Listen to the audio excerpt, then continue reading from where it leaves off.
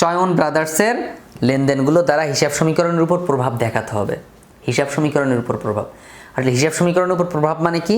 সম্পদ সমান দায় প্লাস মালিকানা সত্ত্ব, অর্থাৎ টেবুলার ছক। টেবুলার ছকের মধ্যে আমরা দেখাই দেব। তো প্রথমে আমরা দেখব যে এখানে আমাদের সম্পদ কি কি আছে, তারপরে দায় কি কি আছে। তো দেখো এখানে যখন ব্যবসায় মূলধন আনছে তখন এখানে কিন্তু নগদ টাকা বাড়ছে। নগদ টাকা কি বাড়ছে? নগদ টাকা। তারপর দেখো ধারে পণ্য ক্রয় করছে, ধারে পণ্য ক্রয়ের ফলে এখানে বাড়বে কি? দেনাদার। এখন বলতে পারো স্যার তাহলে এখানে মূলধন আনছে, মূলধনও তো একটা ঘর হওয়ার কথা। মূলধনের তো ঘর আমরা দিবই, আমরা সম্পদের জন্য ঘর লিখব সমান দায়ের জন্য ঘর লিখব আর মালিকানা সত্ত্বের জন্য ঘর লিখব। তো এখন কথা হচ্ছে সম্পদের ঘর আবার সম্পদ অনেক রকম হয়, এই দায় আবার অনেক রকম হয়, কিন্তু মালিকানা সত্ত্ব একটাই, বরং এই ঘরের মধ্যে 3-4 রকম তথ্য বসবে। সম্পদ নগদে মনিয়ারি একটা ব্যয় মালিকানা সত্ত্বের ঘরে যাবে।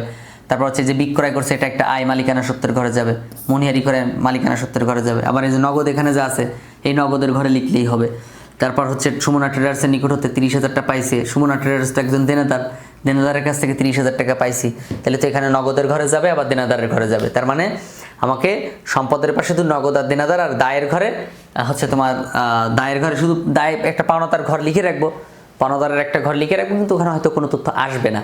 আমরা হচ্ছে এই ছকটা করবো।